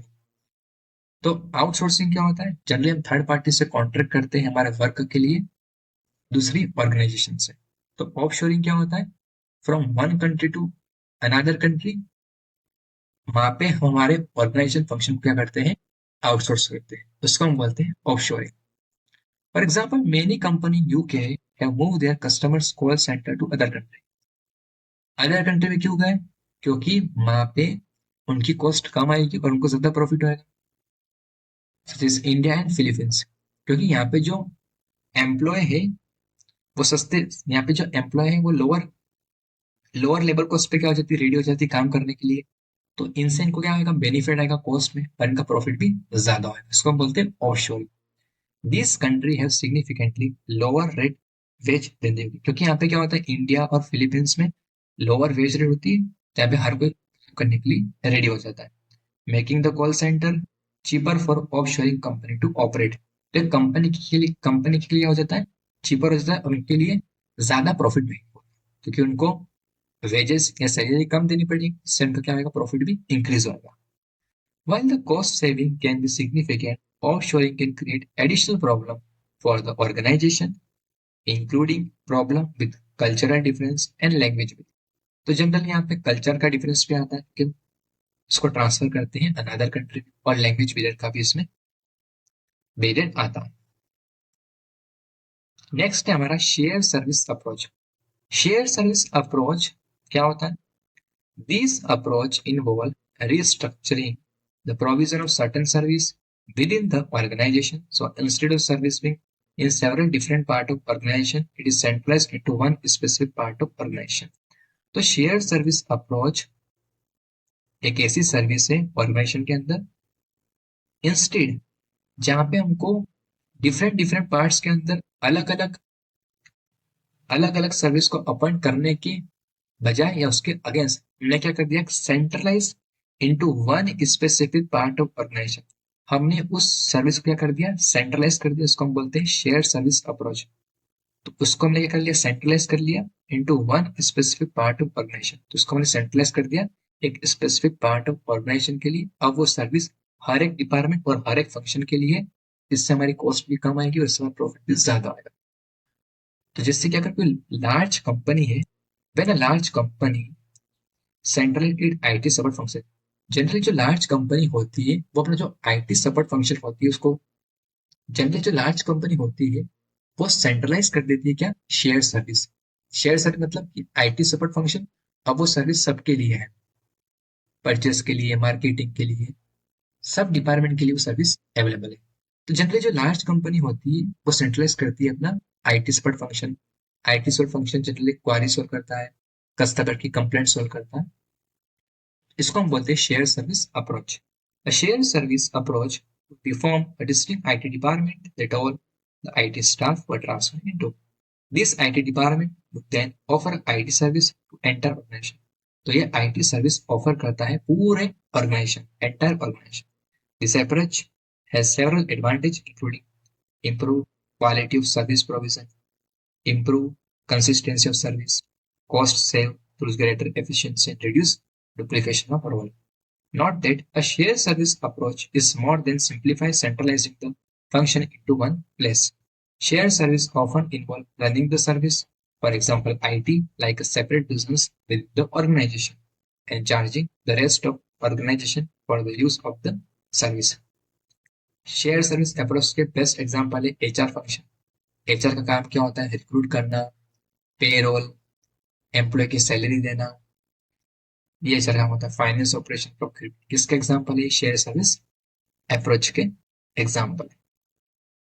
तो शेयर सर्विस अप्रोच के बाद जनरली वो अपने, जनरली ये share service approach large company में ज्यादा वो अपने सेंट्रलाइज कर देती है, ताकि वो सर्विस सब जन को क्या कर सके, हम अवेलेबल कर सके, जिससे कंपनी की कॉस्ट क्या आती है, कम आती है और उनका प्रॉफिट ज्यादा होता है। उसको हम बोलते हैं share service approach. Best example इसका एचआर फंक्शन, फाइनेंस ऑपरेशन और प्रोक्यूरमेंट। प्रोक्यूरमेंट मतलब परचेस, परचेस से related work.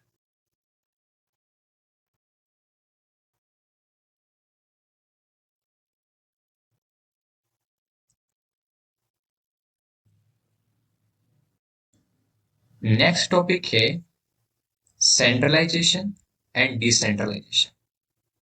What is the meaning of centralization and decentralization? Another method of analyzing structure is by reference to the level at which decisions are made. In a centralized structure, the upper level of organization hierarchy retain the authority to make decision. तो centralize structure एक ऐसा structure है जिस organisation में जहाँ पे upper level की authority, upper level की हायरार्की होती है, वही डिसीजन लेती है। तो सेंट्रलाइज स्ट्रक्चर एक ऐसा स्ट्रक्चर है जहां पर अपर लेवल ऑफ मैनेजमेंट या ऑर्गेनाइजेशन के लोग क्या कहते हैं, डिसीजन लेते हैं।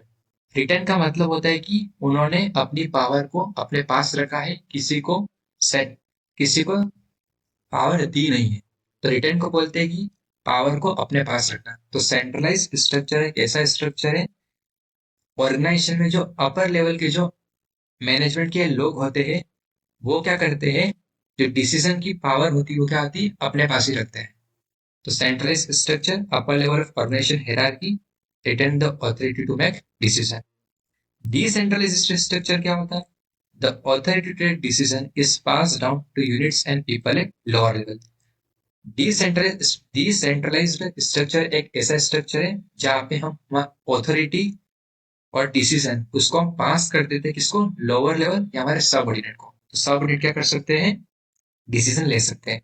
सेंट्रल इसमें क्या होता है, जो अपर लेवल या टॉप लेवल की ऑथोरिटी वही क्या करती है, डिसीजन लेती है, अपने पास पावर रखती है। डिसेंट्रलाइज में क्या होता है, हम ऑथोरिटी और जो डिसीजन लेने की पावर है उसको हम पास कर देते हैं हमारे लोअर लेवल या सबऑर्डिनेट्स के पास में। सिर्फ ऑथोरिटी करते हैं, रिस्पॉन्सिबिलिटी हम ट्रांसफर नहीं करते। सिर्फ और सिर्फ हम ऑथोरिटी को ही डेलीगेशन करते हैं, रिस्पॉन्सिबिलिटी को नहीं करते। The factor that will affect the amount of decentralization are, कौन कौन से फैक्टर अफेक्ट आएंगे, management style, ability of management and employee, geographic spread, size of organization and scale of activities. Advantage and disadvantage of decentralization. Advantage क्या आएंगे? Senior management free to concentrate on strategy. जो senior management रहेंगे वो free रहेंगे और वो concentrate कर सकेंगे अपने स्ट्रेटेजिक डिसीजन या स्ट्रेटेजिक पॉलिसी के ऊपर। Better local decision due to local expertise. अगर हमने पावर को डेलीगेशन कर दिया जिससे लोकल डिसीजन अच्छे से ले पाएंगे due to local expertise. Better motivation due to increase training and career path. इससे हमारा मोटिवेशन ज्यादा आएगा क्योंकि इस समय ट्रेनिंग और करियर पाथ भी क्या है, इंक्रीज है। Quick responses, flexibility due to smaller chain of command. Smaller chain of command है, रिस्पॉन्स भी क्विक होंगे और फ्लेक्सिबिलिटी भी जल्दी जल्दी होगी। Disadvantage, loss of control by senior management. Senior management अपने यहाँ पे लॉस ऑफ कंट्रोल को लूज कर रहे हैं। Dysfunctional decision due to a lack of goal congruence. Poor decision made by inexperience manager. यहाँ पे जो इनएक्सपीरियंस मैनेजर है वो पुअर डिसीजन ले रहे हैं, ये भी हमारी डिसएडवांटेज है। ट्रेनिंग की कॉस्ट यहाँ पे ज्यादा है, सबको क्या करनी पड़ेगी, ट्रेनिंग देनी पड़ेगी। Duplication of role within the organisation, organisation duplication of role रहेगा। Extra cost in obtaining information, information को ऑब्टेन करने के लिए एक्स्ट्रा कॉस्ट भी क्या आएगी, इनकर्ड होगी। TYU 6, which of the following is not a likely additional cost to an organization caused by decentralization? Decentralization के होने से डिसेंट्रलाइजेशन के होने से कौन सा इसमें से additional cost to an organization नहीं है? मतलब कि डिसेंट्रलाइजेशन के होने से इसमें से एडिशनल कॉस्ट ऑर्गेनाइजेशन के लिए कौन सी नहीं है? Additional training cost often required in decentralized organization, के ये आंसर सही है इसका। Duplication of roles leading to higher personnel cost. Extra cost of gathering information from various sources and location. इसका करेक्ट आंसर है D, loss sale due to lack of knowledge and expertise. ना था हमारे पास local knowledge और expertise में क्या है, लेक है, इसके कारण हमारी सेल्स क्या हो रही है, लॉस्ट होगी। Lost sales due to lack of local knowledge and expertise. 7, how does the ability of employer affect the level of decentralization? Decentralization होने से एम्प्लॉय को क्या क्या इफेक्ट ऑफ लेवल हो सकता है? How does the ability of employ affect the level of decentralization? जो ability of employ कैसे अफेक्ट कर सकती है डिसेंट्रलाइजेशन से? तो बेसिक आंसर इसको आप देख सकते हो। फिर आता है लेवल ऑफ स्ट्रेटेजी। कितने टाइप्स की लेवल ऑफ स्ट्रेटेजी होती है? Within an organization, each level of management will have different role. हर एक ऑर्गेनाइजेशन, हर एक लेवल ऑफ मैनेजमेंट में डिफरेंट रोल्स होते हैं और रिस्पॉन्सिबिलिटी होती है। This is specially the case when it come to developing a strategy और plan future for the organisation. Level of strategy किसने दिए? एंथनी ट्रायंगल ने।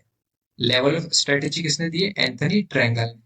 उसको हम बोलते हैं एंथनी हायरार्की। क्या बोलते हैं? Anthony hierarchy. तो लेवल ऑफ स्ट्रेटेजी किसने दी है? Anthony triangle. उसको हम बोलते हैं Anthony hierarchy. Is a model that can be used to illustrate the types of planning that will be made at each level of the organization hierarchy. तो level of strategy दी होती है।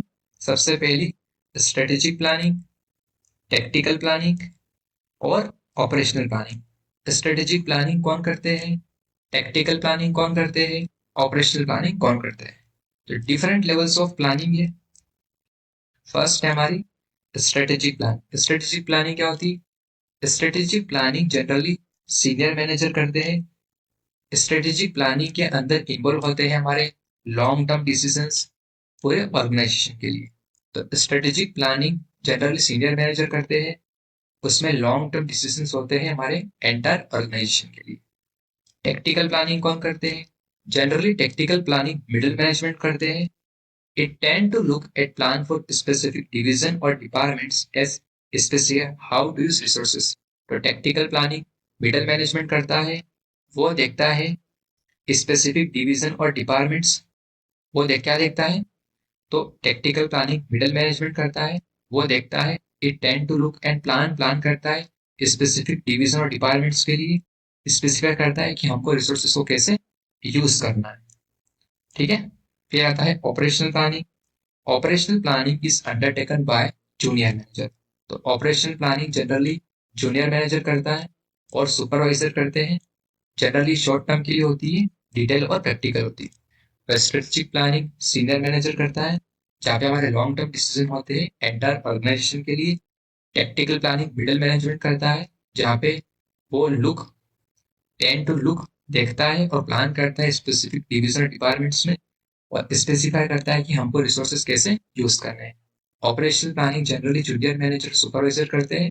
ये short term और detail और practical होता है। Illustration to strategic tactical and operational planning, इसको आप रीड कर देना बस, बेसिक है। A retail store selling electronics is currently deciding how many units of its product. एक रिटेल स्टोर है, वो सेल करता है इलेक्ट्रॉनिक आइटम।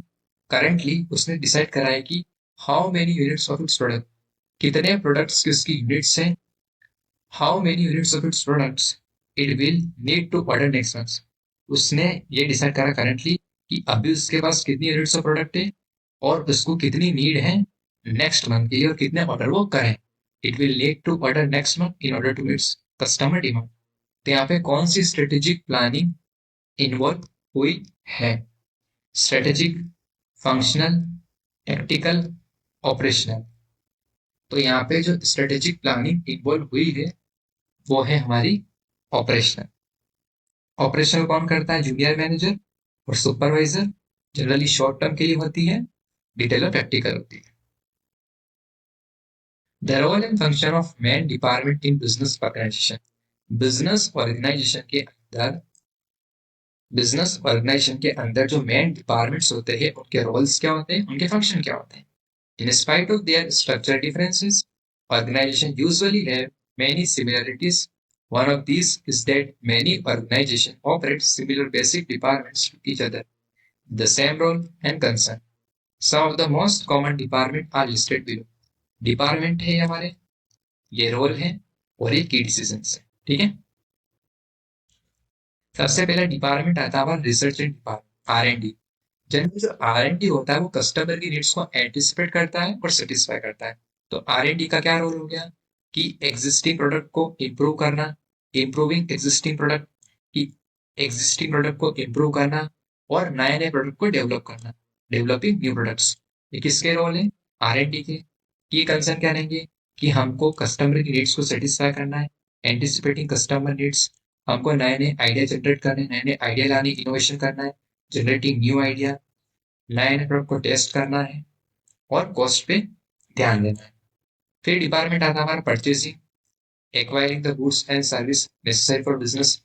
जो बिजनेस के लिए नेसेसरी गुड्स एंड सर्विसेज को एक्वायर करना, प्राइस एंड पेमेंट टर्म्स, ये कंसर्न पे ध्यान देना, क्वालिटी, जो हम परचेस कर रहे हैं क्वालिटी कैसी, stock level, delivery schedule.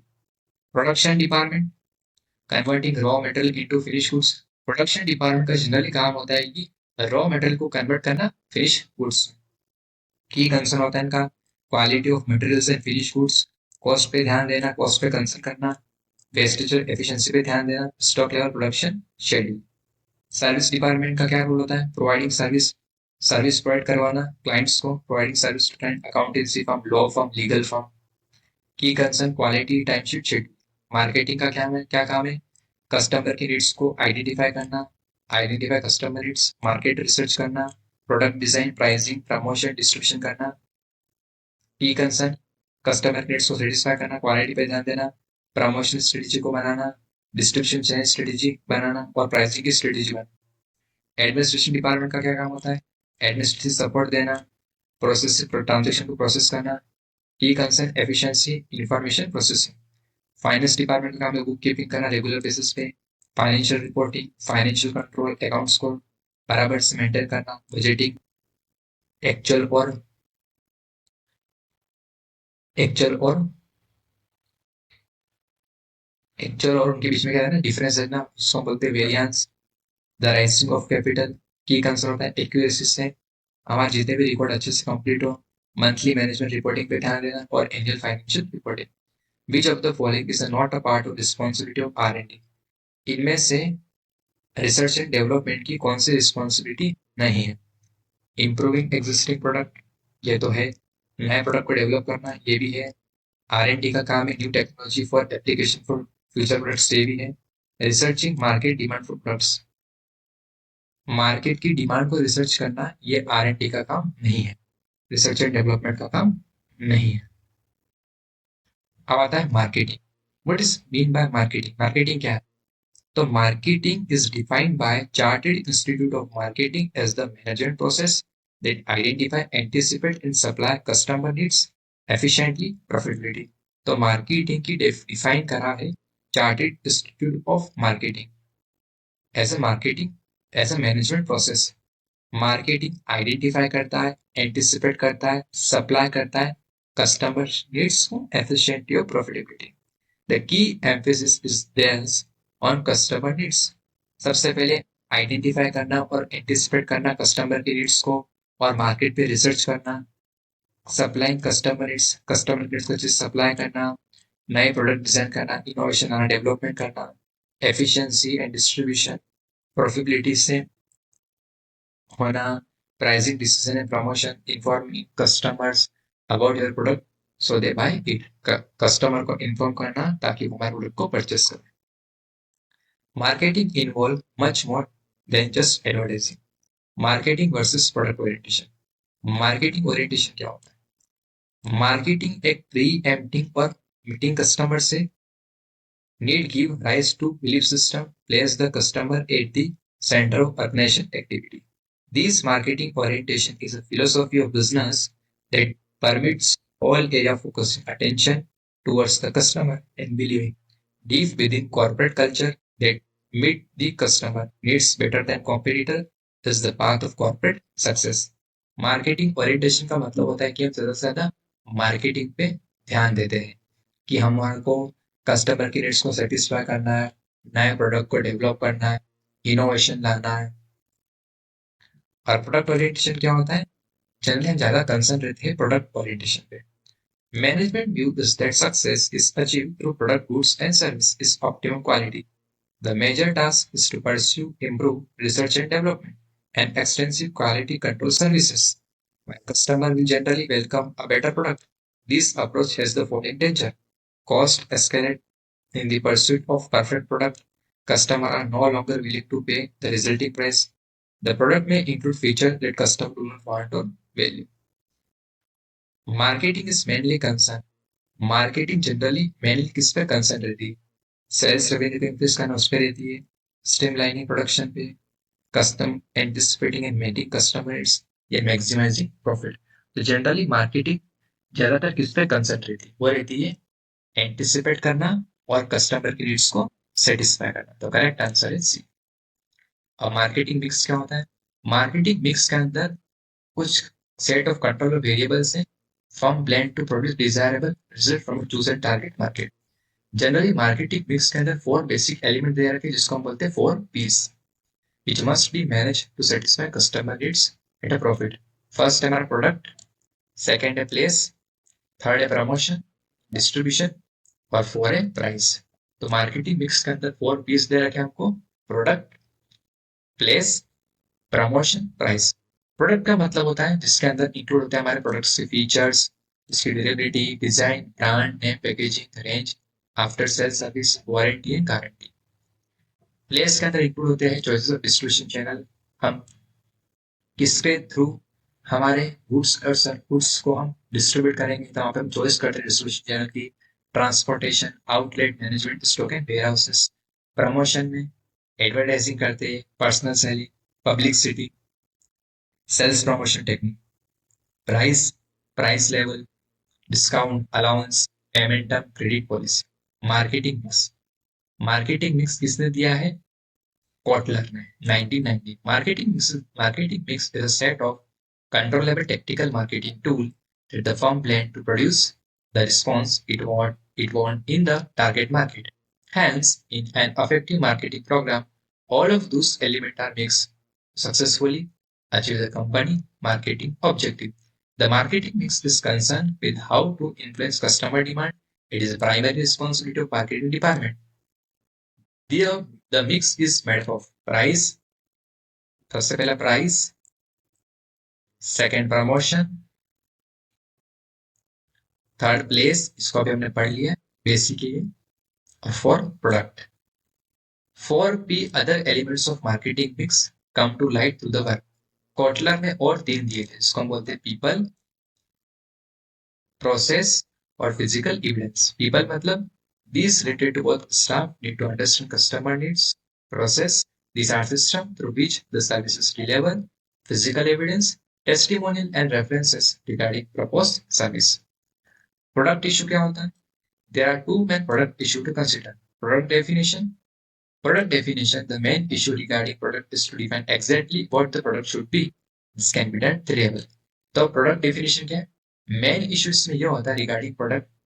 Define exactly what the product should be. कि product क्या होना चाहिए. ठीक है? Product positioning. With all of these factors, question of product position critical. How does our product compare with offering of competitor? कि हम हमारे product को कैसे कंपेयर करें और कैसे ऑफर करें कॉम्पिटिटर से अलग, ताकि इससे हमको एक एडवांटेज मिल सके. How does our product compare offering of competitor? क्या हमारा प्रोडक्ट बेटर है? If so, in what by? अब हम क्या करें? Marketing. A new car would specify as follows. अब मार्केटिंग के अंदर इसका कोर जनरिक प्रोडक्ट क्या हो गया? Personal transportation. उसका एक्चुअल प्रोडक्ट क्या हो गया कार का? Range of engine size, differently body shapes offered. Augmented product क्या हो गए? Manufacture warranty, after sales service, dealer discounted service contract. Product further consideration. The core product is a buyer really buying. The core product refer to use, benefit or problem solving service that the customer is really buying when purchasing the product. The need that is being fulfilled. Actual product is a tangible product और एक tangible service है. Service serve as a medium for receiving core product benefits. Augment product consists of measure taken to help the consumer put the actual product to sustain use, including installation, delivery, credit, warranty, and after sales service. Our product therefore is more than a simple set of tangible features. Consumers tend to see product as complex bundle of benefit that satisfy their needs. Most important is how customer perceives the product, aesthetics and styling, durability, brand image, packaging, service and warranty, and of which might be enough to set the product apart from its competitor. Pricing issue क्या होते हैं? तो generally 4 की considerations को हम बोलते हैं 4C. क्या बोलते हैं प्राइसिंग इशू में? 4Cs. When deciding the pricing of product. जब हम एक प्रोडक्ट की प्राइस डिसाइड करते हैं तब हम ये 4C को अपने माइंड के अंदर कंसिडर करके किसी प्रोडक्ट की प्राइस को डिसाइड करते हैं. तो उसको हम बोलते हैं 4 की consideration 4C. When deciding a price of a product. जब हम एक प्रोडक्ट की प्राइस को डिसाइड करते हैं तब हम ये 4 की कंसिडरेशन को अपने माइंड के अंदर अंडरस्टैंड करते हैं. उसकी कॉस्ट क्या है? Customers, competition, corporate objectives. Cost. The price must be high enough to make a profit. ज्यादा प्राइस रहेंगे ज्यादा प्रॉफिट होगा. Customer, what are they willing to pay? Customer अपनी इच्छा से कितना पे कर सकते हैं. Competition. Is our price higher than competitors? क्या हमारी प्राइस ज्यादा है कॉम्पिटिटर्स से? Corporate objective. The price could set low to get market share. अगर हम हमारी प्राइस को कम करेंगे, लो करेंगे, इससे हमको मार्केट शेयर गेन होगा. This issue can balance to give a range of price tactics including the following. तो हमारे पास बहुत सारी प्राइस है. पहली है cost plus pricing, penetration pricing, perceive quality pricing, price discrimination, going rate pricing, price skimming, loss leader और captive product pricing. Cost plus pricing क्या होता है? The cost per unit is calculate and a markup period. तो cost plus price एक ऐसी price है जहां पे हम कॉस्ट पर यूनिट को कैलकुलेट करते हैं और उसमें ऐड कर देते हैं हमारा मार्क. तो कॉस्ट प्लस प्राइस एक ऐसी प्राइस है जहां पे हम हमारे कॉस्ट पर यूनिट को कैलकुलेट करते हैं, फिर उसके अंदर हम ऐड कर देते हैं हमारा मार्कअप. तो वो होती है हमारी, this is known as cost plus pricing. What is penetration pricing? Penetration pricing, a low price is set to get market share. तो पेनिट्रेशन प्राइसिंग एक ऐसी प्राइस है जहां पे हम लो प्राइस को सेट करके रखते हैं ताकि इससे हमको मार्केट शेयर गेन हो सके. Perceived quality pricing. A high price is set to reflect create an image of high quality.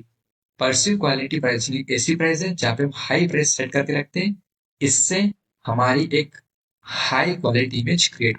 Price discrimination. Different price are set for same product in different market. तो price discrimination एक ऐसी price है जहां पे हम different different price को set करके रखते हैं। सेम प्रोडक्ट है बट डिफरेंट प्राइस को हम चार्ज करते हैं different market. Going rate pricing. Price are set to match competitor. तो गोइंग रेट प्राइसिंग एक ऐसी प्राइस है जहां पे हम हमारी प्राइस को सेट करके या मैच कर रखते हैं कॉम्पिटिटर्स से। Price skimming. High price are set when a new product is launch. तो प्राइस स्कीमिंग क्या है? जब एक नया प्रोडक्ट लॉन्च होता है मार्केट में, तब हम हमारी प्राइस को हाई कर देते हैं। Later the price is drop, increase the demand but the customer who are willing to pay more than skim off. तो प्राइस स्कीमिंग ऐसी प्राइस है, सबसे पहले जब भी मार्केट में कोई प्रोडक्ट लॉन्च होता है हमारी प्राइस को हाई कर देते हैं। जैसे ही प्राइस ड्रॉप होती है और डिमांड मार्केट में इंक्रीज होती है, कस्टमर अब पे करने के लिए उसकी इच्छा है, विलिंग है, ऐसे में प्राइस को स्कीम ऑफ कर देते हैं। Loss leader. One product may be sold at a loss with the expectation that customer will then go and buy other more profitable products. तो लॉस लीडर एक ऐसी प्राइस है जहाँ पे एक प्रोडक्ट हम बेचते हैं लॉस पे, जिससे कस्टमर वापिस आता है और एक प्रॉफिटेबल प्रोडक्ट्स को बाय करता है। What is captive product price? It is used where customer must buy two products. The first is cheap to attract customers, but second is expensive. Once they are captive. तो captive product price एक ऐसी price है जहां पे customer दो products को bye करता है। जो पहला प्रोडक्ट होता है उस पर कस्टमर अट्रैक्ट होता है, the first trip to attract customer, जिससे दूसरा प्रोडक्ट क्या होता है, एक्सपेंसिव होता है और वो इसको खरीद लेता है। The second is expensive once they are captive. इसका बेस्ट एग्जांपल है रेजर और blade. Promotional issue. Promotion is essentially about market communication. The primary aim, encourage customer to buy the product by moving them along to AIDA sequence, data sequence. Promotion generally एक market communication है जहां पे हमारा primary aim होता है तो ज्यादा से ज्यादा कस्टमर को एनकरेज करे और वो हमारे प्रोडक्ट को बाय करे। किसके through? AIDA, awareness, interest, desire, action. Toward this form, we'll use a combination of different promotional techniques as a part of their promotional mix, including advertising on social media, TV, newspaper, billboards, self-promotion technique, buy one get one free, personal selling, door-to-door salesman, public relation PR, sport sponsoring, sports event. Place distribution issue. The key decision to place is between selling direct and selling indirect. या तो direct cell करेंगे या indirect करेंगे। Here the manufacturer sell directly to the ultimate consumer without any middleman. तो selling direct में क्या होता है? जनरली मैन्युफैक्चरर सेल करता है डायरेक्ट अपने गुड्स को कंज्यूमर बिना मिडलमैन के। Accountancy firm deal directly with their client without recourse to broker और अदर मिडलमैन। इनडायरेक्ट सेलिंग, यहाँ पे हमारी चैनल स्ट्रेटेजी होती है, comprise the mixture of retailer, distributor, wholesaler and shipping agents. Example, food distribution will often involve distribution and retail to get the product from farmer to consumer. Variation in marketing mix setting, the planned reader. Neil is an online retailer of game, DVD and books. Okay. Is currently planning an upgrade its website to easier for customer. तो नील online retailer है games का, DVD and books. Currently उसने plan करा है वो upgrade करेगा अपनी website ताकि कस्टमर को और इजियर हो और उसकी ऑनलाइन रिटेलर शॉप को इजीली फाइंड कर सके। Find the item that they are looking for, which one of the four P of marketing does relate to, इनमें से कौन सी मार्केटिंग रिलेट करती है? Price, place, promotion, product. जहाँ पे ऑनलाइन रिटेलर गेम्स और वेबसाइट अपग्रेड की बात होगी, इसका मतलब वो प्लेस की बात कर रहे हैं। इसकी बात कर रहे हैं प्लेस की बात। इसका करेक्ट आंसर है B, place. The strategic marketing process. The marketing process impact. Marketing process impact, इससे हमारा इम्पैक्ट आता है strategic planning process of an organization. The strategic analysis of the firm and business environment. Marketing analysis will include analysis of brand, strength, product quality, reputation, analysis of competition, market research to determine market attractiveness, detailed analysis of customer expectation and power. The strategic choice, market decision will include decision regarding which product to sell, segmenting potential market by age, targeting attractive segment, developing strategy for each of market mix variable. The strategy implementation marketing, the strategy include setting budget for advertising, setting target for sales revenue, market share, brand awareness, monitoring and control. The strategic marketing, desk research, field research, basically देखना test marketing. The strategic choice, geographic, demographic, psychological, socioeconomic. Analysis of brand strength would come under which part of strategic planning process? The strategic analysis, the strategic choice, the strategic implementation. इसका correct answer है strategic analysis. क्या करेंगे? Analysis का. तो chapter 7 हमारा already done हो गया है, जिसके अंदर हमने काफी डीपली अंडरस्टैंड टॉपिक्स किए, प्रैक्टिकल रियल एग्जांपल्स हमने चैप्टर को समझा. ऑर्गेनाइजेशन स्ट्रक्चर क्या होता है, centralisation decentralisation, types of structure पढ़े, entrepreneur, functional, divisional, geographical, matrix, boundaryless aspect पढ़े, स्केलर चेन क्या होता है, span of control, level of strategy, strategic, tactical, operational, departmental, उनके रोल के function. Practice question. The following 4 statement relate to either functional division. इनमें से 4 statement बताने क्या फंक्शनल है या डिविजनल है. Which of the statement related to functional structure? Enable access to economic of scale. ये फंक्शनल स्ट्रक्चर का सही है, इकोनॉमिक स्केल अनेबल होता है. Tend to cause duplication of role, ये स्टेटमेंट फॉल्स है. Does not usually cope up with diversification, ये functional structure का सिलेक्टेड स्टेटमेंट इसलिए भी ट्रू है. स्पेशलिस्ट में फील आइसोलेटेड. करेक्ट आंसर इसका भी first and third.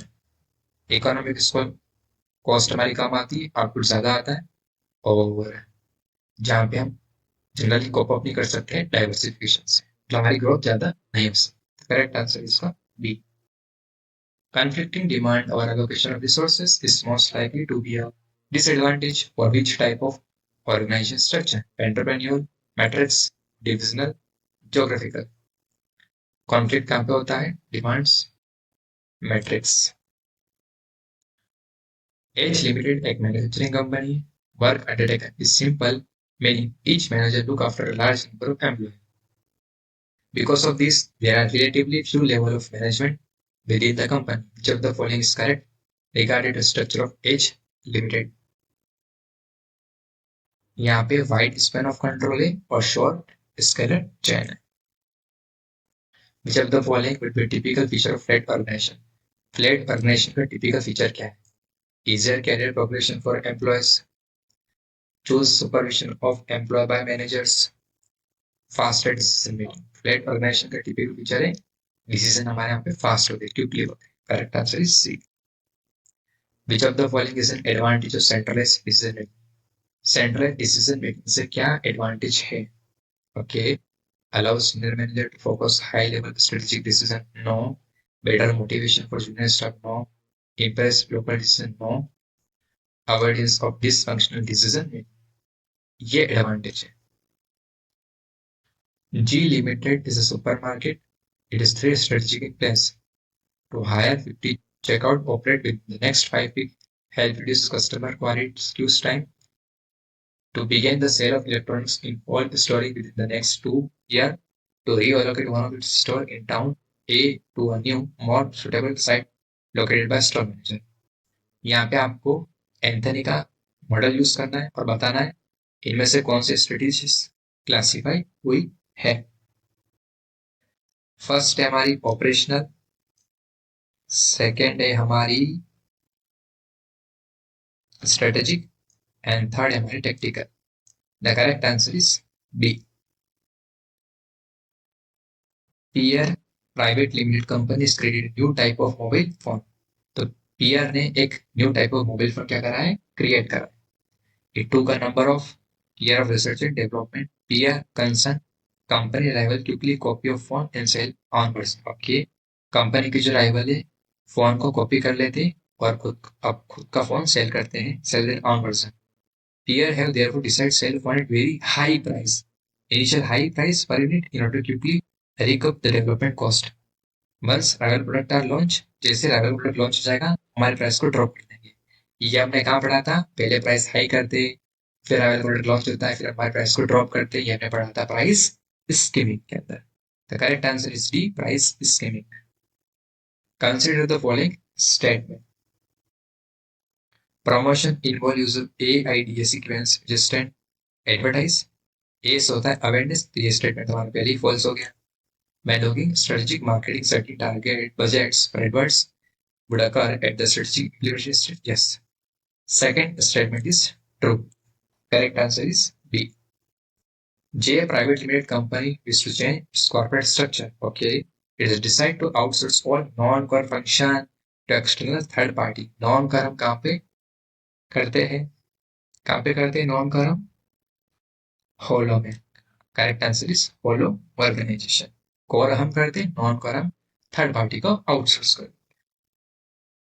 A limited considering changing its organization structure. However, it concerned about possible drawbacks. The structure is selected. A two organizational structure we consider a functional matrix. Require classify the following disadvantage. इनमें से कौन सी disadvantage हो सकती है? Primary related either functional और matrix. Okay. Large number of time consume meetings कहाँ पे होता है? ये मैट्रिक्स. फर्स्ट का आंसर है B. Dual command leading to conflict, ये भी कहाँ पे होता है? मैट्रिक्स. करेक्ट आंसर सेकंड का B. Difficulty coping with diversification, correct answer is A, functional में होता है. हम पॉप अप नहीं कर सकते, डाइवर्सिफिकेशन से हमारी ग्रोथ नहीं हो सकती. Overlap of authority between manager, overlap कहाँ पे होता है? Between authority between manager, matrix में. फोर्थ का answer B. A limit is also concerned about its marketing process, which it believe currently ineffective. It is aware that there are four key aspects to marketing function, which are product, price, product place, promotion, price. The following sentence contain gave special relevant aspect of marketing function. A limited feel important to consider the cost, customer, competition in its own corporate objective. When thinking about require, select the aspect of marketing function. इससे सबको select करना है. Okay. A limited feel important to consider cost. Okay. Cost बोल रहा है, ठीक है. Correct answer इसका प्राइस होना चाहिए. आगे और पढ़ लेते हैं. Customer competition on corporate objective when thinking about it. तो फर्स्ट का करेक्ट आंसर है D, price. A limited concern failing to communicate with the market, meaning that customer are simplified not interested buying a product. Customer जो है वो एक product में interested नहीं है. This indicate weakness. ओके. तो इसका आंसर क्या होगा? प्रमोशन. सेकंड का आंसर सी. ठीक है, तो ये इसका आंसर है. प्रैक्टिस क्वेश्चंस हैं.